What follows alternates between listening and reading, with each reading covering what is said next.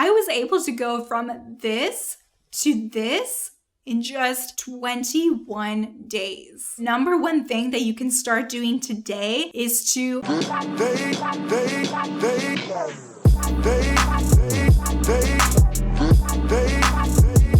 This video is not sponsored. The original video, How I Fixed My Hair in 21 Days, gives the backstory of why my hair was damaged in the first place, and I also talk about how I was able to dramatically improve my hair in 21 days. I still get a ton of questions because the original video is mostly story-based. Today I'm going to be answering those questions, and I'm going to be giving you my tips for how to dramatically improve your damaged hair, and how I did it in 21 days. Plus, I'll also be talking about some products that I wish existed when my hair was transitioning that you can actually use now. First off, I just want to say what I mean by fix. By fix, I mean dramatically improve the current state of your hair and to help you feel more comfortable and confident as your hair is transitioning. So by fix, I mean significantly improve and help make curlier again. So fix is just a short way in a title of saying all of that. I love you no matter what. You're more than your hair. Okay, let's get into this video. Products. When I was transitioning, the products that I used were by LUSH Cosmetics. Do you have to use these specific products? No, but these worked great for me at the time. I mainly used LUSH's Rehab shampoo and the Retread conditioner.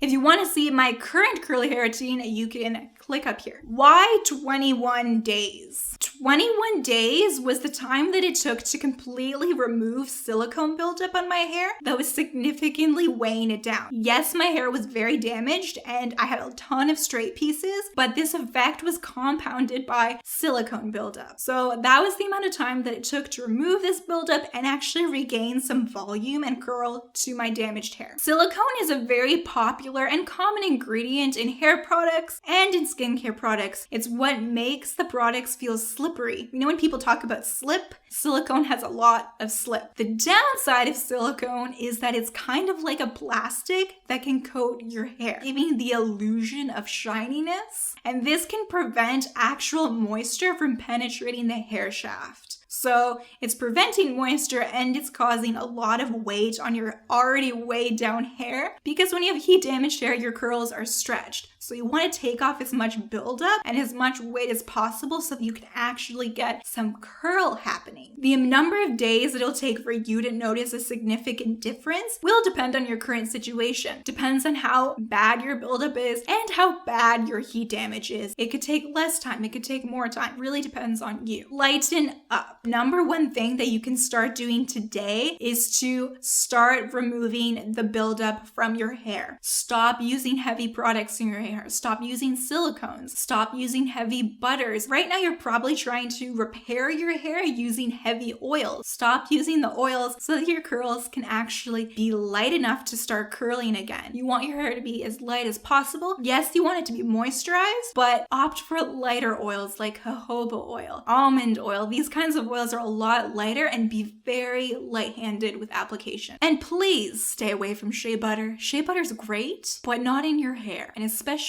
if you're transitioning. So do not be putting your shea butter on your hair. Think light. You want your hair to be light. So by eliminating a lot of these products from your regimen, you'll actually be able to get a lot more lightness, and by getting more lightness, you will be getting more curl. This was the biggest thing that allowed me to make the most change in 21 days, was removing buildup. And I had really bad heat damage, like I said before, a ton of straight pieces, super flat, super permanently straightened, and this worked really well for me. So no more heavy products. Not right now. At the time, I personally really wanted my hair to be light, so I actually didn't even really use a leave-in very regularly. I would just use a little bit of the Retread conditioner. If you're super daring, if you want super lightness, you can go without product in general. But if your hair is damaged, I'm assuming that it is very, very dry. So you're probably not going to want to do this, but if you can get away with it, you will get a lot more lightness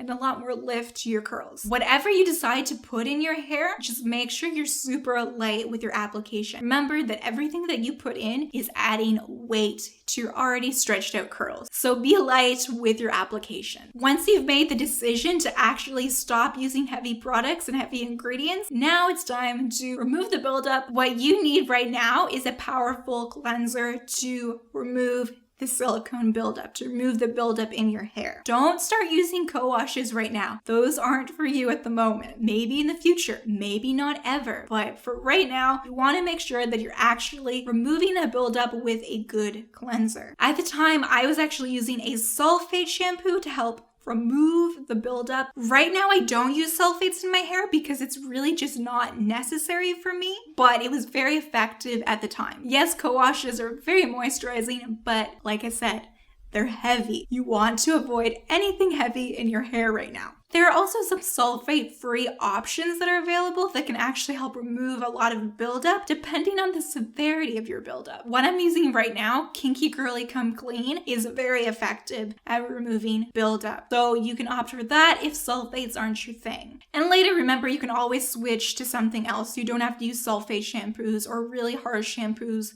forever. You'll note the buildup is removed when your hair starts to feel normal again. It feels weird. It feels really tangled. It feels really almost like there's a residue on your hair. Once that feeling goes away, your buildup is likely gone. So when you initially switch off of using silicone, you will know that your hair might feel kind of gross. And it can be very tempting to go back to the silicones and think like, oh, this isn't working for me. Silicones are so great. It's just the transition. When you transition to anything new, there is a period of suffering. Not always, but sometimes. And in this case, there is a little bit of a transition period. But once the silicones are out, you are golden. Be patient, give it time. Like I mentioned before, I was using LUSH's Rehab shampoo to remove the buildup from my hair. Now, when I first started using it, I was actually using it every single day for about a week because I really wanted the silicone buildup out of my hair. I was freaked out. This is the first time I'd even heard of this. And I just really wanted it out of my hair. You don't have to do this. This was very drying, but it was effective at removing the buildup because I looked at every wash as an opportunity to remove more buildup and to have my hair feel normal again. After about a week of washing every single day, I slowly transitioned to less and less and less. And now I currently wash my hair once a week, which is perfect for me. It cleans my hair, but it doesn't dry it out. Styling. During my time of transitioning, I actually finger coiled my hair, which is something that I still do. This is finger coiled hair. If you don't know about finger coiling, I have so many videos about finger coiling on my channel. Finger coiling was really great because it kind of helps to retrain your curls to curl and to kind of give them more of a consistent look. I'd finger coil my hair and I would scrunch. I no longer scrunch because I don't really need to do that anymore, but the scrunching can kind of help to promote your curls to curl again. Alternatively, if your hair is in really, really rough shape and the finger coiling just isn't working for you, you can do a 2-strand twist. So pretty much that's just taking 2 pieces of your hair, kind of like as if you would braid your hair, but it's just 2 pieces, and you just wrap them around like this. And you can leave it in overnight, and what this is going to do is it's actually going to be 1, a protective style, which is great, and 2, you can take it out and it will give you some spirals and a more consistent look to your hair. I'm sure there's plenty of them on the internet, but if you want me to make a video on 2-strand twists, I could totally do that for you. I'm trying to make you go to rehab, and you're gonna go.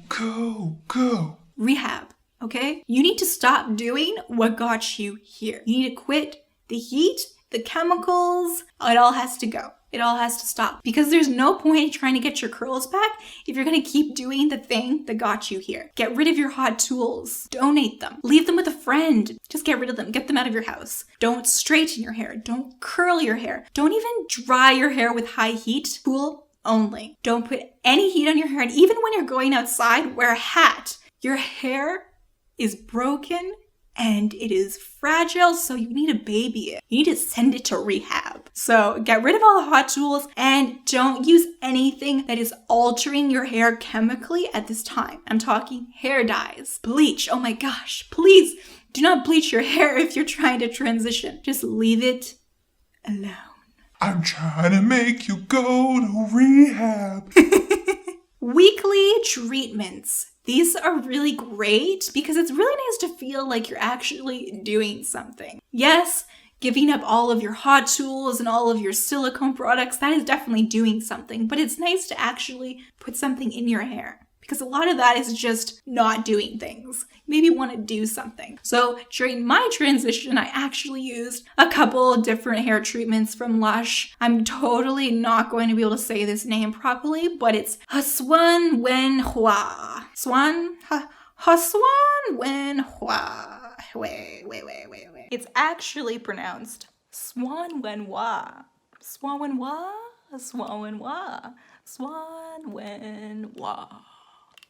Hua. Okay.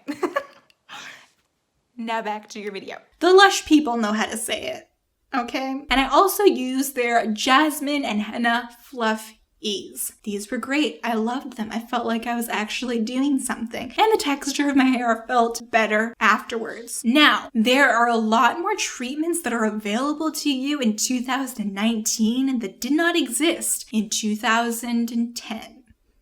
2010, that's when I was transitioning a long time ago.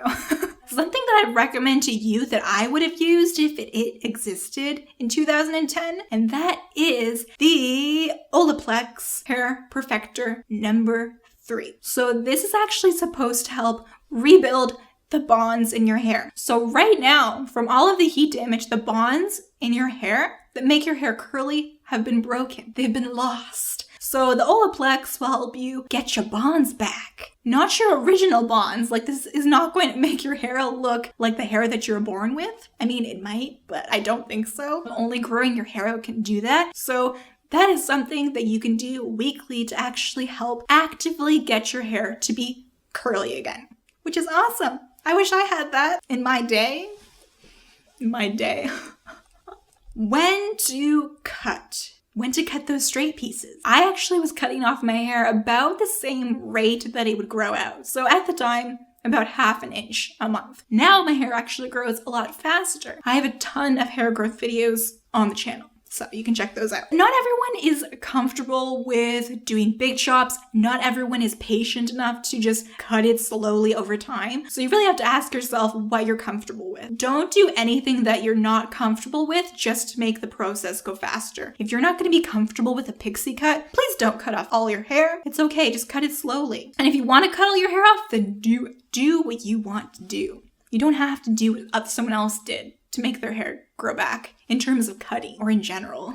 What am I talking about?